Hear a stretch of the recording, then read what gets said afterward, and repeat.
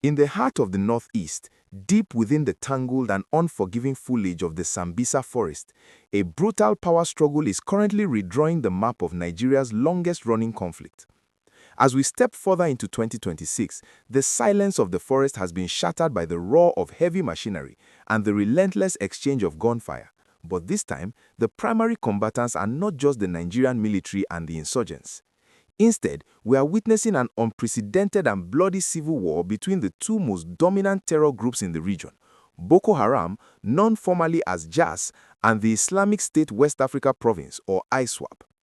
Reports emerging from late 2025 and this first month of 2026 describe scenes of absolute carnage, with scores of fighters killed in what local intelligence sources are calling the deadliest round of infighting since the insurgency began over 15 years ago. This isn't just a random skirmish over food or supplies. This is a high-stakes battle for the very soul of the insurgency, and the implications for our national security are massive. The roots of this current explosion of violence can be traced back to the dramatic shift in leadership and ideology that has gripped these groups. For years, ISWAP was seen as the more disciplined, more organized corporate version of the insurgency, especially after they successfully cornered the infamous Abubakar Shekau in 2021, leading to his demise. Many analysts at the time predicted that Boko Haram was finished, that its remnants would simply be absorbed into the Islamic State fold. But as we see today in 2026, those predictions were premature. Under the fierce and shadowy leadership of Bakura Doro, the JAS faction has staged the Boko Haram 2.0 resurgence that has shocked even the most seasoned military observers. Bakura Doro has managed to galvanize the fighters who refused to bow to ISWAP's more bureaucratic rules, leading to a series of counter-offensives that have turned the Sambisa Forest and the islands of Lake Chad into a graveyard for hundreds of militants. The sheer scale of the casualties is staggering. In one of the most significant engagements reported just weeks ago, over 200 fighters were confirmed dead in a single clash near the village of Dogon Chiku. The reports indicate that ISWAP, despite having access to superior technology like weaponized drones, which they began deploying more frequently throughout 2025, suffered a crushing blow at the hands of Boko Haram's specialized hit-and-run units. The JAS fighters, familiar with every inch of the Sambisa's terrain, used the cover of the dense Harmattan haze to launch ambushes that left ISWAP commanders scrambling. It is a classic case of the original group fighting with the desperation of those who have nothing left to lose, reclaiming their old hideouts and seizing large caches of weapons, ammunition, and even several armored boats used for navigating the Lake Chad riverine corridors. For the Nigerian military, this infighting is being monitored with a strategy of calculated observation.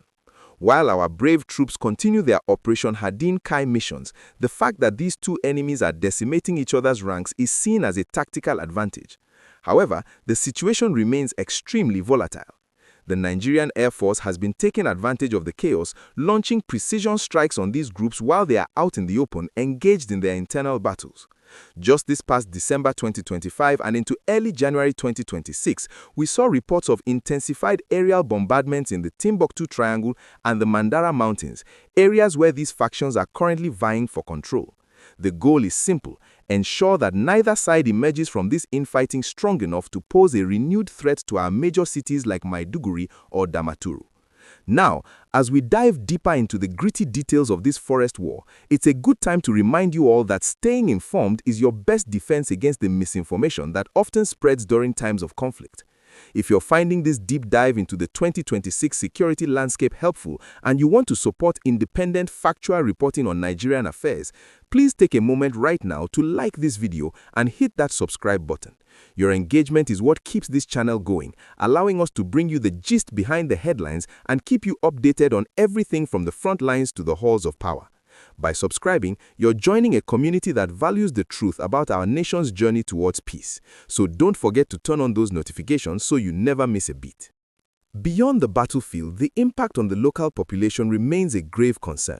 The infighting has created a no-man's land in parts of Borno and Yobe states where civilians are caught between two equally dangerous forces.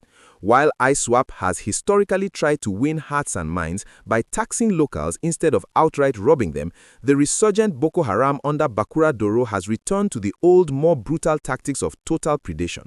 This has led to a new wave of displacements as villagers flee the forest fringes to avoid being conscripted or killed in the crossfire. The humanitarian crisis, which many hoped would be winding down by 2026, is unfortunately seeing a spike in urgency as these deadly clashes continue to rock the region. What makes the 2026 landscape even more complex is the introduction of international elements. Recent reports have highlighted that even global powers are keeping a close eye on the Sambisa, with the US resuming intelligence and surveillance flights over the forest to track ISWAP's movements. There have even been rare instances of direct drone strikes against IS-linked positions, which the Nigerian government has clarified are part of a coordinated international framework. This shows that the world realizes the stakes. If the Sambisa Forest remains a lawless void where these groups can regroup and refine their tactics, it remains a threat not just to Nigeria, but to the entire Sahel region. As we look towards the future, the question on everyone's mind is, how does this end? The scores killed in infighting are a clear sign that the insurgency is more fractured than ever. Some military experts believe that we are witnessing the cannibalization phase of the movement, where the lack of a central unifying figure like Shekau has led to a permanent state of war between the splinters. However, others warn that a smaller, more radicalized JAS or a more desperate ISWAP could pivot to soft targets to prove their relevance. This is why the vigilance of our security forces and the resilience of our communities in the Northeast are more important now than ever. Before we wrap up this special report, I want to bring you into the conversation because your voice truly matters in this dialogue about our national security. We've seen the reports, we've looked at the maps, and we've discussed the brutal reality of the Sambisa Forest in 2026. Do you think the Nigerian government should do more to actively intervene in these internal terrorist clashes, or is it better to let them continue to eliminate each other while the military focuses on protecting the borders and the liberated towns? Some people argue that every terrorist killed by a rival is one less for our soldiers to face, while others worry about the collateral damage to our land and our people. What is your take on the resurgence of Bakura Doro's Boko Haram? Does it worry you that the group we thought was defeated is now making such a violent comeback? Drop your comments below and let's get a real conversation going. We read every single one, and your insights often help shape our future reports. The story of the 2026 Sambisa clashes is a reminder that peace is a journey, not a destination. While the headlines focus on the deadly clashes and the scores killed, we must also focus on the rebuilding of lives and the restoration of hope in the Northeast. We will continue to monitor the situation in Borno, Yobe, and the Lake Chad Basin, bringing you the latest updates as they break. Make sure you stay tuned, stay safe, and as always, keep believing in a stronger, more secure Nigeria.